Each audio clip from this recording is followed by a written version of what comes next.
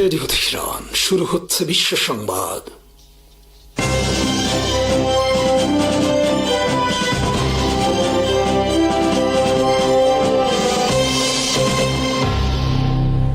শুরুতেই সংবাদ শিরোনাম। ইরানের স্থল অভিযানে ভয় পেয়েছে ইসরায়েল, যুক্তরাষ্ট্রের সঙ্গে অংশ না নেওয়ার ঘোষণা। ট্রাম্প বলেছেন, ইরানের সঙ্গে চুক্তি হোক বা না হোক 3 সপ্তাহের মধ্যে যুদ্ধ শেষ হবে। 1 বছরের মধ্যে সার্ভিসে যুক্ত হতে পারবে না বিমানবাহী রণতরী জেরাল্ড ফোর্ড। লেবাননে 4 ইসরায়েলি সেনা নিহতের কথা স্বীকার ইসরায়েল আর্মির। কুয়েতের পর কাতারের তেল ট্যাঙ্কারে হামলা ইরানের। যুক্তরাষ্ট্রের সব টেক জায়ান্ট প্রতিষ্ঠানে হামলার হুঁশিয়ারি ইরানে। সব কর্মীদের কর্মস্থল ত্যাগের আহ্বান আইআরজিসির। যুক্তরাষ্ট্রের প্রেসিডেন্ট ডোনাল্ড ট্রাম্প বলেছেন, আগামী 2 থেকে 3 সপ্তাহের মধ্যে ইরান অভিযান শেষ হবে। ইরানের সঙ্গে কোনো চুক্তি হোক বা না হোক 2 থেকে 3 সপ্তাহ পরে যুক্তরাষ্ট্র আর এ যুদ্ধে থাকবে না। হয়তো আরও 1 থেকে 2 দিন বেশি সময় লাগতে পারে। ট্রাম্প বলেছেন, তবে এই সময়ের মধ্যে আমরা একটি জিনিস নিশ্চিত করব, সেটি হলো ইরানের গুরুত্বপূর্ণ একটা জিনিসও আমরা আর অক্ষত রাখব না।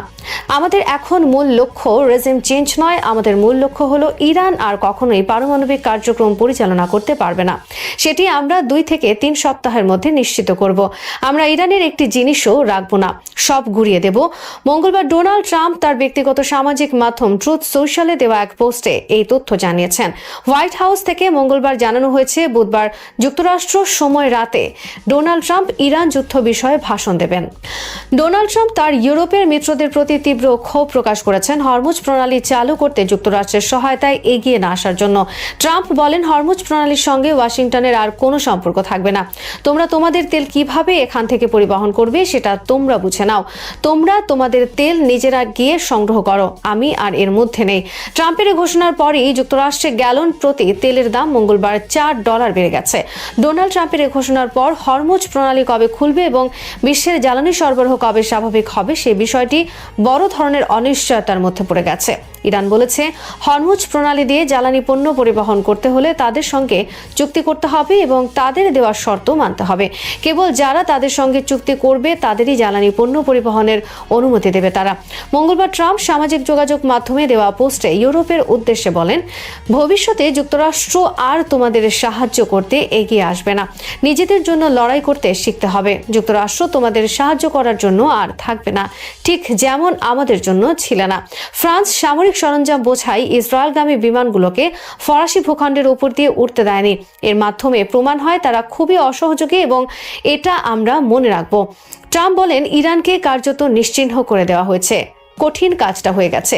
এবার যান, হরমুজ প্রণালী দখল করুন, নিজেদের তেল জোগাড় করুন। আর যদি তা না পারেন তাহলে আমাদের কাছে প্রচুর তেল আছে, সেটা তোমাদের কিনতে হবে। ইরানের স্থল অভিযানের বিষয়ে আতঙ্কে ভুগছে ইসরায়েল। ইসরায়েল আর্মি অংশ নেবে না ইরানের স্থল অভিযানে। ইসরায়েলের চ্যানেল 12 এর খবরে বলা হয়েছে, যুক্তরাষ্ট্র যদি স্থল হামলা চালায় তবে ইসরায়েলের সেনারা স্থলভাগে অংশ নেবে না। ইরানে যুক্তরাষ্ট্র স্থল অভিযান চালানোর প্রস্তুতি নিচ্ছে। খবর সামনে আসার পর ইরান আর্মির পক্ষ থেকে বলা হয়, তারা তাদের জন্য অপেক্ষা করে আছে। যুক্তরাষ্ট্র ও ইসরায়েলের সেনাদের ধরে ধরে আগুনে নিক্ষেপ করা হবে। বস্তুত ইরানের এ ধরনের হুমকির পর অনেকটা শঙ্কিত হয়ে পড়েছে যুক্তরাষ্ট্র ও ইসরায়েল। ইরানের এই হুমকি যুক্তরাষ্ট্রকে স্মরণ করিয়ে দিয়েছে 1991 সালে সোমালিয়ায় আগ্রাসনের মর্মান্তিক স্মৃতি। যুক্তরাষ্ট্র সেনাদের হত্যা করে সোমালি সেনারা তখন রাস্তায় টেনে হিচড়ে ঘুরিয়েছিল এবং তা টেলিভিশনে প্রচার করে। এই দৃশ্য দেখার সঙ্গে সঙ্গে যুক্তরাষ্ট্র সোমালিয়ায় আগ্রাসন বন্ধে বাধ্য হয়। তাছাড়া যুক্তরাষ্ট্র সহ সারা বিশ্বের সমর বিশ্লেষকরা সতর্ক করে বলেছেন, ইরানের স্থল অভিযান হতে পারে যুক্তরাষ্ট্রের জন্য আরেকটি ভিয়েতনাম। ইরান বলেছে, যুক্তরাষ্ট্র ইসরায়েল যদি ইরানের আর কোনো নেতা ও সেনা কর্মকর্তাদের হত্যা করে তাহলে যুক্তরাষ্ট্রের সব শীর্ষ টেক জায়ান্ট প্রতিষ্ঠানে হামলা করা হবে। এসব প্রতিষ্ঠানের মধ্যে রয়েছে Apple, Microsoft, Google, Meta, IBM, HP, Intel, Tesla, Boeing এবং জেপি মর্গান সহ মোট 17টি কোম্পানি। ইরানের Islamic revolutionary guard corps IRGC প্রতিষ্ঠানে হামলা চালাবে বলে খবর প্রকাশ করেছে ইরানের ফার্স্ট নিউজ। IRGCর বরাত দিয়ে খবরে বলা হয়েছে, যেহেতু গুপ্ত হত্যার লক্ষ্যবস্তু পরিকল্পনা ও ট্র্যাক করার প্রধান উপাদান হলো আমেরিকান ICT এবং AI কোম্পানিগুলো, তাই এই সন্ত্রাসী কার্যকলাপের জবাবে এখন থেকে সন্ত্রাসী কার্যকলাপে কার্যকর প্রধান প্রতিষ্ঠানগুলোই হবে আমাদের বৈধ লক্ষ্যবস্তু। IRGC এই অঞ্চলে আমেরিকান প্রযুক্তি সংস্থাগুলোর কর্মীদের অবিলম্বে তাদের কর্মস্থল থেকে দূরে সরে যেতে এবং ওই সংস্থাগুলোর অফিসের কাছাকাছি বসবাসকারী বাসিন্দাদের একটি নিরাপদ স্থানে সরে যেতে আহ্বান জানিয়েছে। আইআরজিসি বলেছে, সন্ত্রাসী পরিকল্পনায় সক্রিয়ভাবে অংশগ্রহণকারী সংস্থাগুলো প্রতিটি গুপ্ত হত্যার জবাবে পাল্টা ব্যবস্থার সম্মুখীন হবে। ফার্সের তথ্যমতে আইআরজিসি বলেছে, বুধবার 1 এপ্রিল তেহরান সময় রাত 8টা থেকে শুরু করে ইরানের প্রতিটি গুপ্ত হত্যার বিনিময়ে এই সংস্থাগুলোর সংশ্লিষ্ট ইউনিটগুলো ধ্বংসের জন্য প্রস্তুত থাকতে হবে। কুয়েতের সবচেয়ে বড় তেল ট্যাঙ্কারে হামলার পর এবার ইরান হামলা চালিয়েছে কাতারের দোহায় একটি তেল ট্যাঙ্কারে। যুক্তরাজ্যের সামরিক কর্তৃপক্ষ ইউকেএমটিও জানিয়েছে, মঙ্গলবার কাতারের দোহা থেকে 17 নটিক্যাল মাইল উত্তরে একটি ট্যাঙ্কারে হামলা শিকার হয়েছে। হামলায় জাহাজের হাল বা খোল ক্ষতিগ্রস্ত হয়েছে। যুক্তরাষ্ট্রের স্টেট ডিপার্টমেন্ট বা পররাষ্ট্র মন্ত্রণালয় সৌদি আরবে থাকা সব আমেরিকান নাগরিকদের সতর্ক করে বলেছে, তারা যেন প্রত্যেকে নিজেদের নিরাপত্তার ব্যবস্থা নিজেরা করে। নির্দেশনায় বলা হয়েছে, হোটেল ও অন্যান্য সমবেত হওয়ার স্থান, যার মধ্যে মার্কিন ব্যবসা প্রতিষ্ঠান এবং মার্কিন শিক্ষা প্রতিষ্ঠান অন্তর্ভুক্ত, সম্ভাব্য হামলার লক্ষ্যবস্তু হতে পারে। আগামী 1 বছর আর কোনো অভিযানে অংশ নিতে পারবে না যুক্তরাষ্ট্রের ও বিশ্বের সবচেয়ে বড় বিমানবাহী রণতরী জেরাল্ড ফোর্ড। গত 12 মার্চ লোহিত সাগরে থাকার সময় জেরাল্ড ফোর্টে আগুন লাগে এবং বর্তমানে ক্রোয়েশিয়ায় মেরামত কার্যক্রম চলছে। নিউ ইয়র্ক টাইমসের খবরে বলা হয়েছে, আগুন লেগে রণতরীর কমপক্ষে 200 বাংকার পড়ে গেছে, ফলে কমপক্ষে 600 সেনা হারিয়েছে তাদের নিদ্রাস্থল। এছাড়া পুরোপুরি ধ্বংস হয়ে গেছে লন্ড্রি ব্যবস্থা, ফলে এটি পুনরায় সার্ভিসে যুক্ত হতে 12 থেকে 14 মাস সময় লাগতে পারে। 12 মাস আগুন লাগার বিষয়ে বলা হয়েছে, লন্ড্রি থেকে আগুন লাগে এবং 30 ঘন্টা লাগে আগুন নিয়ন্ত্রণে আনতে। তবে প্রকৃত কারণ নিয়ে নানা ধরনের খবর সামনে আসছে। কোন খবরে বলা হয়েছে, বিদ্রোহী সেনারা আগুন দিয়েছে জাহাজটিতে। আগুন লাগার আগে টানা 260 দিন অপারেশনে ছিল জেরাল্ড ফোর্ড। 1968 সালে ভিয়েতনাম যুদ্ধের সময় ছাড়া এত দীর্ঘ সময় যুক্তরাষ্ট্রের আর কোনো বিমানবাহী রণতরী অপারেশন পরিচালনা করেনি। $14 বিলিয়ন ব্যয় নির্মিত জেরাল্ড ফোর্ড বিশ্বের সবচেয়ে আধুনিক ও শক্তিশালী বিমানবাহী রণতরী। বর্তমানে এটি অকেজো হওয়ায় যুক্তরাষ্ট্র নেভি বড় ধরনের সংকটে পড়েছে। হিজবুল্লাহর হামলায় নিহত হয়েছে 4 ইসরায়েলি সেনা। দক্ষিণ লেবাননে 4 সেনা নিহতের কথা স্বীকার করেছে ইসরায়েল। মঙ্গলবার তাদের 3 জনের দাফন সম্পন্ন হয়েছে বলে জানিয়েছে টাইমস অফ ইসরায়েল। আইডিএফ এক বিবৃতিতে 3 সেনার নাম প্রকাশ করে জানায়, তারা দক্ষিণ লেবাননে যুদ্ধরত অবস্থায় নিহত হয়েছেন। পৃথক আরেকটি বিবৃতিতে আরও একজন সেনার মৃত্যুর তথ্য নিশ্চিত করা হলেও তার পরিচয় এখনও প্রকাশ করেনি ইসরায়েল আর্মি। একই সংঘর্ষে একজন ইসরায়েলি সেনা ও রিজার্ভ সেনা গুরুতর আহত হয়েছেন বলে জানানো হয়েছে। ইসরায়েল মঙ্গলবার হামলা চালিয়েছে ইরানের গুরুত্বপূর্ণ স্টিল কারখানায়। জবাবে ইরান ইসরায়েলে কয়েক দফায় ক্লাস্টার বোমা হামলা চালিয়েছে। ক্লাস্টার বোমা হামলায় রাজধানী তেল আভিভ সহ বিভিন্ন এলাকায় আগুন লাগার ভিডিও প্রকাশ করেছে টাইমস অফ ইসরায়েল। ইরানের বিরুদ্ধে যুক্তরাষ্ট্র ইসরায়েলের যুদ্ধ শুরু হওয়ার পর থেকে হরমুজ প্রণালী অনেকটা বন্ধ রয়েছে। ডোনাল্ড ট্রাম্পের কঠোর হুমকির পরও তেহরান এই প্রণালী দিয়ে জাহাজ চলাচল কঠোরভাবে নিয়ন্ত্রণ করছে। অর্থনৈতিকভাবে গুরুত্বপূর্ণ এই জলপথটি খোলার জন্য যুক্তরাষ্ট্র একটি আন্তর্জাতিক জোট গঠনের চেষ্টা চালিয়ে ব্যর্থ হয়েছে। এই প্রণালীর নিরাপত্তা রক্ষায় সামরিক সহায়তা দিতে অস্বীকার করায় ন্যাটো মিত্রদের ভয়ঙ্কর ভুল করার জন্য তীব্র সমালোচনা করেছেন ট্রাম্প। হরমুজ প্রণালী হতে যাচ্ছে ট্রাম্পের পরাজয় ও মার্কিন সাম্রাজ্যের পতনের সূচনাবিন্দু। ব্যাংক অব আমেরিকার গবেষণা প্রধান ওমনি সালে সতর্ক করেছে, হরমুজ প্রণালী নিয়ে অচলাবস্থা কয়েক মাস স্থায়ী হলে তেলের দাম প্রতি ব্যারেলে $200 ছাড়িয়ে যেতে পারে। তিনি পূর্বাভাস দিয়েছেন, যদি প্রণালীটি কয়েকদিনের মধ্যে খোলা না হয় তবে এটি বিশ্বব্যাপী মন্দা ডেকে আনবে। হরমুজ প্রণালীতে তেহরানের অবরোধ আরোপ ছিল অনিবার্য। ইরানে হামলা করলে ইরান যে এই অস্ত্রটি ব্যবহার করবে তা অনুমান করা অস্বাভাবিক ছিল না। যুদ্ধ দ্রুত শেষ হলেও অর্থনৈতিক ক্ষেত্রে ইতিমধ্যে বড় ধরনের স্থায়ী ক্ষতি হয়েছে, যার প্রভাব সাধারণ নাগরিকরা নিত্যপণ্যের উচ্চ মূল্যের মাধ্যমে টের পাচ্ছেন হাড়ে হাড়ে। বিশ্বব্যাপী শিপিং ব্যবস্থা বিশৃঙ্খল হয়ে পড়েছে। বড় বড় লজিস্টিক ফার্মগুলো পশ্চিম এশিয়ায় বাতিল করেছে তাদের রুট, ফলে বেড়েছে পরিবহন ও বীমা খরচ। দেরি হচ্ছে পণ্য পৌঁছাতে। এই বাড়তি খরচ শেষ পর্যন্ত ভোক্তাদের উপর চাপিয়ে দেয়া হবে। বার্ষিক বিশ্ব সামুদ্রিক বাণিজ্যের প্রায় 11% হরমুজ প্রণালী দিয়ে সম্পন্ন হয়, যা বিশ্বের মোট তেল সরবরাহের 20%। ইরানের এই অবরোধের মধ্যে এই অঞ্চলের তেল শোধনাগারগুলোতে ইরান সমর্থিত প্রতিরোধ বাহিনী হামলার হুমকি দিয়েছে, যা জ্বালানি বাজারে দীর্ঘমেয়াদী বিশৃঙ্খলা সৃষ্টি করবে। শুধু তেল ও গ্যাস নয়, অনেক গুরুত্বপূর্ণ কাঁচামালও এই পথ দিয়ে নিয়মিত যাতায়াত করে, যা বিভিন্ন দেশের শিল্প কারখানাগুলোর মেরুদণ্ড। অনেক শিল্পপণ্যে এখন সহজে পাওয়া যাচ্ছে না, দামও ব্যাপকভাবে ওঠানামা করছে, যা কৃষি, নির্মাণ এবং উৎপাদন শিল্পকে ক্ষতিগ্রস্ত করছে। আর এটি কেবল শুরু মাত্র।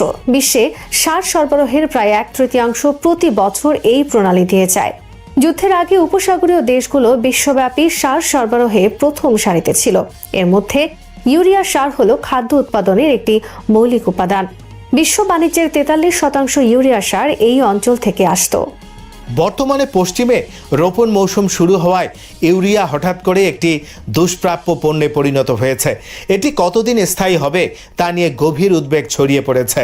এই বিশৃঙ্খল পরিস্থিতি সামাল দিতে রাশিয়ার উপর থেকে পশ্চিমা নিষেধাজ্ঞা তুলে নেওয়া ছাড়া আর কোনো পথ খোলা নেই। সালফার হলো সার উৎপাদনের একটি মূল উপাদান। যুদ্ধের আগে বিশ্বের 45% সালফার সরবরাহ আসত এই প্রণালী দিয়ে। মার্কিন সামরিক একাডেমি ওয়েস্ট পয়েন্টের এক বিশ্লেষণে দাবি করা হয়েছে সালফারের দাম ইতিমধ্যে 25% বৃদ্ধি পেয়েছে। সালফিউরিক অ্যাসিড কেবল মৌলিক অর্থনৈতিক কর্মকাণ্ডের জন্যই নয়, আধুনিক যুদ্ধাস্ত্র তৈরির জন্য অপরিহার্য। একটি চরম পরিহাসের বিষয় হলো হরমুজ প্রণালীর এই অবরোধ ওয়াশিংটনের প্রতিরক্ষা শিল্পকে পঙ্গু করে দেবে এবং ইরানের সাথে যুদ্ধ চালিয়ে যাওয়ার সক্ষমতা কমিয়ে দেবে। ওয়েস্ট পয়েন্টের মতে আমেরিকান ইলেকট্রিক্যাল গ্রিডের তামা থেকে শুরু করে প্রিসিশন গাইডেড মিউনিশনের সেমিকন্ডাক্টর সবকিছুর জন্যই সালফার প্রয়োজন। সামরিক পরিকল্পনাবিদদের জন্য সালফারের এই অভাব একটি বড় লজিস্টিক সংকট। সালফিউরিক অ্যাসিডের মতো রাসায়নিকগুলো তামা নিষ্কাশন, ব্যাটারি প্রসেসিং এবং সেমিকন্ডাক্টর তৈরির জন্য প্রয়োজন। যুদ্ধ চলাকালীন যখন গোলাবারুদ শেষ হতে থাকবে তখন মার্কিন সামরিক বাহিনী তাদের ইলেকট্রনিক এবং ডিজিটাল সিস্টেমের উৎপাদন বজায় রাখতে পারবে কিনা তা নির্ধারণ করবে এই রাসায়নিকগুলো পাওয়ার উপর। তামা হলো গুরুত্বপূর্ণ একটি পণ্য। এই ধাতু মার্কিন সামরিক ঘাঁটি, ট্রান্সফরমার, মোটর এবং যোগাযোগ সরঞ্জামগুলোতে ব্যবহৃত হয়। তামা ছাড়া এই কারখানা ও ঘাঁটিগুলো অচল হয়ে পড়বে। বাহরাইন এবং কাতারে ইরানের প্রক্সি বাহিনীর হামলায় ধ্বংস হওয়া মার্কিন রাডার সিস্টেমগুলো প্রতিস্থাপন করতে 30,000 কেজির বেশি তামার প্রয়োজন হবে। জর্ডান, কুয়েত, সৌদি আরব এবং সংযুক্ত আরব আমিরাত ক্ষতিগ্রস্ত অন্যান্য মার্কিন যোগাযোগ সরঞ্জাম, সেন্সর এবং রাডার মেরামত বা প্রতিস্থাপনের জন্য হাজার হাজার কেজি তামার প্রয়োজন হবে। তবে হরমুজ প্রণালীতে ইরানের নিষেধাজ্ঞার ফলে মার্কিন কমব্যাট পাওয়ার বা যুদ্ধশক্তির উপর যে জটিলতার মধ্যে পড়েছে তা কেবল তামা সরবরাহের মধ্যেই সীমাবদ্ধ নয়, কোবাল্ট এবং নিকলের প্রাপ্যতার ক্ষেত্রেও একই ধরনের সমস্যা দেখা দিয়েছে, যা জেট ইঞ্জিনের উচ্চ তাপমাত্রা সংকট ধাতু, ড্রোন ও কৌশলগত ইলেকট্রনিক যন্ত্রাংশের জন্য লিথিয়াম আয়ন ব্যাটারির জন্য অত্যন্ত গুরুত্বপূর্ণ। সেমিকন্ডাক্টর বা চিপের অভাব F-35 যুদ্ধ বিমানের অ্যাভিওনিক্স থেকে শুরু করে ইন্টারসেপ্টর এবং মিসাইল গাইডেন্স সিস্টেম পর্যন্ত মার্কিন সমরাস্ত্রের বিশাল অংশকে ঝুঁকির মুখে ফেলবে। ডোনাল্ড ট্রাম্প ঠিকাদারদের গোলাবারুদ উৎপাদন 4 গুণ করার নির্দেশ দিলেও ওয়াশিংটনের প্রতিরক্ষা শিল্প এই মুহূর্তে উৎপাদন বাড়ানোর ক্ষমতা নেই। জরুরি প্রতিরক্ষা অবস্থায় এই অত্যাবশ্যকীয় যুদ্ধপণ্যের উৎপাদন স্বাধীনভাবে বাড়ানো সম্ভব নয়। আমেরিকার সরবরাহ ব্যবস্থা প্রতিরক্ষা ভেঙে পড়েছে। বিশ্ববাজার যখন সংকুচিত হয় তখন এটি সম্পূর্ণ অকার্যকর হয়ে পড়ে। মার্কিন সাম্রাজ্যবাদের প্রতিরক্ষা শিল্প এখন এমন সব পরিস্থিতির উপর নির্ভরশীল যা ওয়াশিংটনের নিয়ন্ত্রণে নেই। ওয়েস্ট পয়েন্টের মতে প্রতিরক্ষা শিল্প খাত পঙ্গু করে দেওয়ার মতো রিয়েল টাইম সমস্যা হয়ে দাঁড়িয়েছে। ইরান আক্রমণকারী মার্কিন ইসরায়েলি বাহিনীর সম্মিলিত যুদ্ধ সক্ষমতা এখন সেই অদৃশ্য শিল্প কাঠামোর উপর নির্ভরশীল, যা এখন প্রক্সি বাহিনীর কবজায় রয়েছে।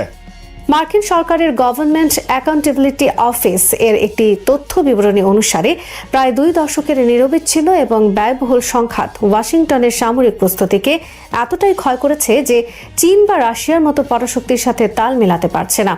গভর্নমেন্ট অ্যাকাউন্টেবিলিটি অফিসের প্রতিবেদনে বলা হয়েছে, মার্কিন বিমান ও সমুদ্রযানগুলো পুরনো হয়ে যাচ্ছে এবং বিকল হয়ে পড়ছে। খুচরা যন্ত্রাংশের অভাব, রক্ষণাবেক্ষণে বিলম্ব এবং অন্যান্য সমস্যার কারণে এগুলোর মেরামত বাধাগ্রস্ত বা সম্পূর্ণ বন্ধ হয়ে আছে। নৌ শিপইয়ার্ডগুলো শোচনীয় অবস্থায় রয়েছে। মার্কিন নৌবাহিনী এটি প্রমাণ করতে পারেনি এই ধরনের জাহাজ তার নির্ধারিত মিশন সফলভাবে সম্পন্ন করতে সক্ষম। ইরানের বিরুদ্ধে চলমান যুদ্ধ ওয়াশিংটনের এই জাহাজগুলোর অযোগ্যতার বাস্তব প্রমাণ দিচ্ছে। 2025 সালে 3টি লিটোরাল জাহাজ পশ্চিম এশিয়ায় পাঠানো হয়েছিল, কিন্তু যুদ্ধ শুরু হওয়ার পর থেকে জাহাজগুলো রণক্ষেত্র থেকে উধাও হয়ে গেছে। এর মধ্যে দুটিকে সিঙ্গাপুরে দেখা গেছে, যা কেবল যুদ্ধের ময়দান থেকে দূরেই নয়, বরং গোলার্ধের অন্য প্রান্তে অবস্থিত। নৌবাহিনীর একজন মুখপাত্র দাবি করেছেন যে জাহাজ দুটি সিঙ্গাপুরে রক্ষণাবেক্ষণ এবং লজিস্টিক সহায়তা নিচ্ছে। তারা আদৌ কবে পশ্চিম এশিয়ায় ফিরবে তা দেখার বিষয়। এদিকে মার্কিন সাম্রাজ্যের বিমানবাহী রণতরীর সক্ষমতা প্রশ্নের মুখে। 300 দিনেরও বেশি বিরতিহীন সেবা দেওয়ার পর ইউএসএস জেরাল্ড ফোর্ড লোহিত সাগর থেকে প্রত্যাহার করা হয়েছে। প্রতিবেদন অনুযায়ী জাহাজটির অনবোর্ড টয়লেটগুলো বিপজ্জনকভাবে আটকে যাওয়ার পর সেখানে 30 ঘন্টা ধরে আগুন জ্বলেছিল। ফলে নাবিকরা আহত হন এবং তাদের ঘুমানোর জায়গা পুড়ে ছাই হয়ে যায়। জাহাজটি এখন ক্রিট দ্বীপে মেরামতের জন্য পড়ে আছে। এটি স্পষ্ট যে মার্কিন সামরিক বাহিনী তাদের প্রতিপক্ষের তুলনায় অস্ত্রশস্ত্র এবং উৎপাদনে পিছিয়ে পড়ছে। যুক্তরাষ্ট্র এখন নিজেই নিজের তৈরি করা এক ঐতিহাসিক এবং প্রাণঘাতী সংকটে পা দিয়েছে। মধ্যপ্রাচ্যে চলমান সামরিক উত্তেজনা নতুন করে আরও জটিল আকার নিয়েছে। কাতারের প্রতিরক্ষা মন্ত্রণালয় জানিয়েছে, ইরান থেকে ছোড়া ক্ষেপণাস্ত্র দেশটির আঞ্চলিক জলসীমায় থাকা একটি তেলবাহী ট্যাঙ্কারে আঘাত হেনেছে। এই ঘটনার ফলে উপসাগরীয় জ্বালানি পরিবহন নিরাপত্তা নিয়ে নতুন উদ্বেগ তৈরি হয়েছে। কারণ সাম্প্রতিক সংঘাতের মধ্যে জ্বালানি অবকাঠামো ও সমুদ্র পথ ক্রমেই বড় ঝুঁকির মুখে পড়ছে। একই সময় কুয়েত জানিয়েছে, ইরানি হামলার জেরে দেশটির আন্তর্জাতিক বিমানবন্দরের জ্বালানি সংরক্ষণ ট্যাঙ্ক এলাকায় বড় ধরনের আগুন লেগেছে।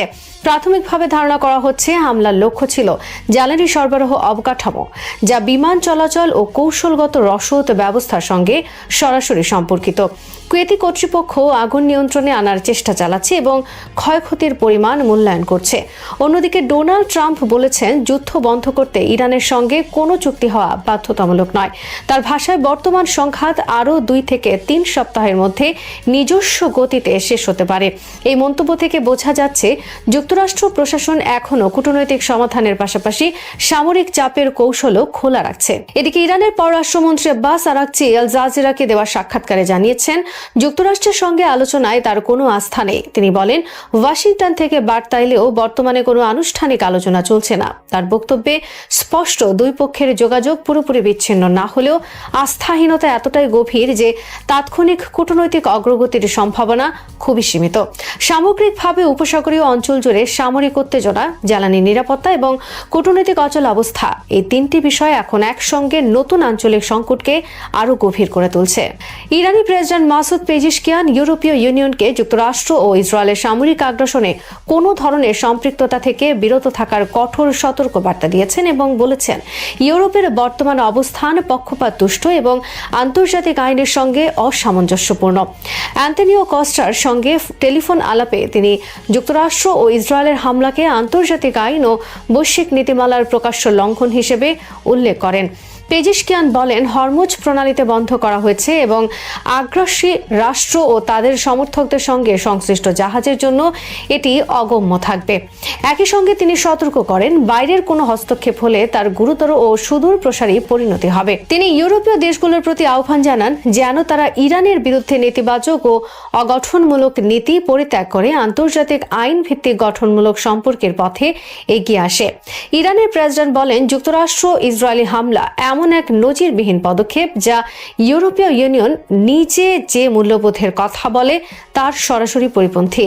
তিনি উল্লেখ করেন, ইরান কূটনৈতিক আলোচনায় সক্রিয় থাকলেও আলোচনা চলাকালেই হামলার শিকার হয়েছে, যা প্রমাণ করে আগ্রাসীরা সংলাপের বদলে চাপ প্রয়োগকে অগ্রাধিকার দিচ্ছে। আত্মরক্ষার বৈধ অধিকার পুনর্ব্যক্ত করে তিনি বলেন, বিশেষ করে হরমুজ প্রণালীকে ঘিরে যে আঞ্চলিক অস্থিরতা তৈরি হয়েছে তার দায় যুক্তরাষ্ট্র ও ইসরায়েলের শত্রুতামূলক পদক্ষেপের ফল। অন্যদিকে অ্যান্তনিও কস্তা সংঘাতের ভূরাজনৈতিক ও অর্থনৈতিক প্রভাব নিয়ে উদ্বেগ প্রকাশ করেন এবং বলেন, ইউরোপীয় দেশগুলো ইরানের বিরুদ্ধে আগ্রাসনকে সমর্থন করেনি, কারণ এটি আন্তর্জাতিক আইনের পরিপন্থী। তিনি শান্তিপূর্ণ ও আলোচনা ভিত্তিক সমাধানের ওপর জোর দেন। পেজিশকিয়ান আরও বলেন, চলমান সংঘাতের প্রেক্ষাপটে ইউরোপ যদি ন্যায়সঙ্গত অবস্থান না নেয় তবে আঞ্চলিক উত্তেজনা আরও বাড়বে এবং এর প্রভাব বিশ্ব অর্থনীতি, জ্বালানি নিরাপত্তা ও আন্তর্জাতিক বাণিজ্যে গভীরভাবে পড়বে। Islamic revolutionary guard corps IRGC জানিয়েছে তাদের নৌবাহিনী অঞ্চলে যুক্তরাষ্ট্র ইসরায়েলের বিভিন্ন লক্ষ্যবস্তুর বিরুদ্ধে ভোরে ধারাবাহিক দ্রুত ও নির্ভুল অভিযান পরিচালনা করেছে, যেখানে জাহাজ, সামরিক সমাবেশ, রাডার এবং ড্রোন প্রতিরক্ষা ব্যবস্থা লক্ষ্য করে হামলা চালানো হয়েছে। সংস্থাটির মঙ্গলবার প্রকাশিত বিবৃতিতে বলা হয়, তাদের নৌ যোদ্ধারা 4টি সফল ও দ্রুত অভিযান সম্পন্ন করেছে, যা অপারেশন ট্রু প্রমিস 4 এর 88তম ধাপের অংশ হিসেবে পরিচালিত হয়। বিবৃতিতে দাবি করা হয়, এই অভিযানে যুক্তরাষ্ট্র ও ইসরায়েল সংশ্লিষ্ট লক্ষ্যবস্তুতে ভারী ও নির্ণায়ক আঘাত হানা হয়েছে। প্রথম অভিযানে পারস্য উপসাগরের মধ্যাঞ্চলে চলাচলরত ইসরায়েল সংশ্লিষ্ট এক্সপ্রেস হাফলং নামের একটি কন্টেইনার জাহাজকে ব্যালিস্টিক ক্ষেপণাস্ত্র দিয়ে আঘাত করা হয়েছে বলে দাবি করা হয়। দ্বিতীয় যৌথ অভিযানে আরব আমিরাত উপকূলে অবস্থানরত মার্কিন মেরিন সদস্যদের একটি সমাবেশ স্থল, যা একটি সামরিক ঘাঁটির বাইরে গোপন স্থানে রাখা হয়েছিল বলে উল্লেখ করা হয়, সেখানে ধ্বংসাত্মক ড্রোন হামলা চালানো হয়েছে।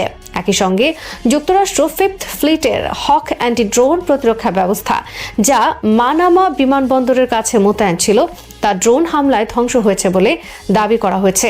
এছাড়া আহমদ আল জাবের এয়ারবেজে অবস্থিত যুক্তরাষ্ট্রের 2টি উন্নত আগাম সতর্কীকরণ রাডারও লক্ষ্যবস্তুতে পরিণত হয়েছে।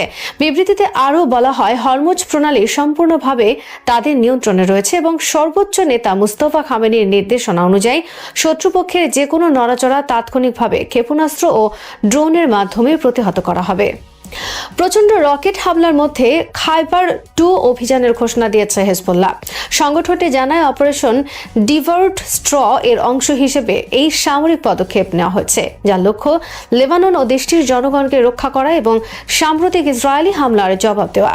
তাদের দাবি অনুযায়ী ইসরায়েল লেবাননের বিস্তীর্ণ গ্রামাঞ্চল, শহর এবং রাজধানী বৈরুত পর্যন্ত হামলার আওতায় এনেছে, যার প্রতিক্রিয়ায় সমন্বিত 8টি অভিযান পরিচালনা করা হয়।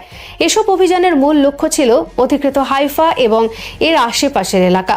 প্রথম অভিযানে রাত 8টায় উত্তর উপকূলের কৌশলগত নৌ নজরদারি ঘাঁটি স্টেলা মারিসে একযোগে রকেট হামলা চালানো হয়।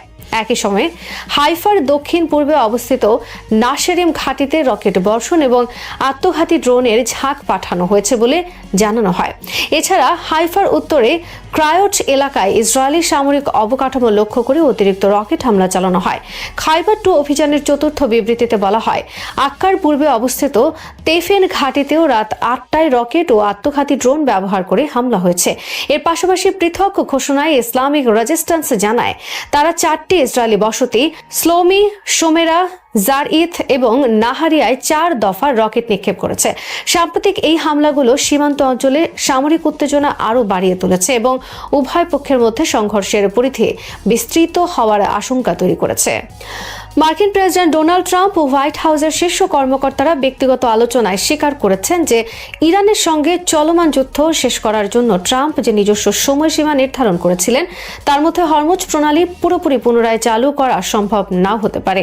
বিশ্বে মোট তেল সরবরাহের প্রায় 20% এই প্রণালী দিয়ে পরিবাহিত হওয়ায় এটি শুধু সামরিক নয়, অর্থনৈতিকভাবেও অত্যন্ত গুরুত্বপূর্ণ।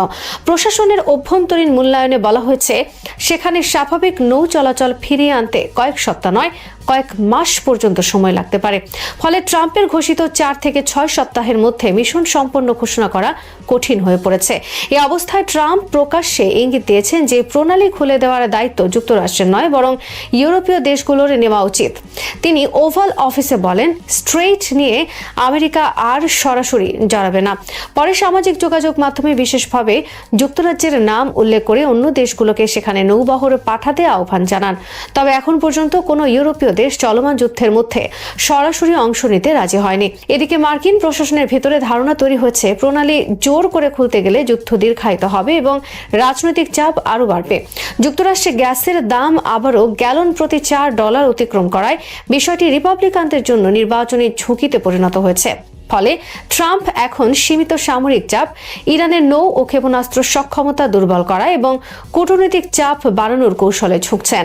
এতে স্পষ্ট হচ্ছে, স্ট্রেইট অফ হরমুজ এখনও তেহরানের কৌশলগত নিয়ন্ত্রণের কেন্দ্রেই রয়ে গেছে।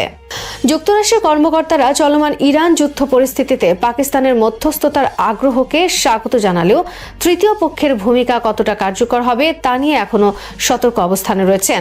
সংবেদনশীল কূটনৈতিক আলোচনার সঙ্গে সংশ্লিষ্ট কয়েকজন মার্কিন কর্মকর্তা নাম প্রকাশ না করার শর্তে জানান, প্রাথমিক যোগাযোগ স্থাপনে ইসলামাবাদের সহায়তা উপকারী হতে পারে, তবে চূড়ান্ত ফল পেতে সরাসরি আলোচনা বেশি কার্যকর হবে বলে তারা মনে করেন।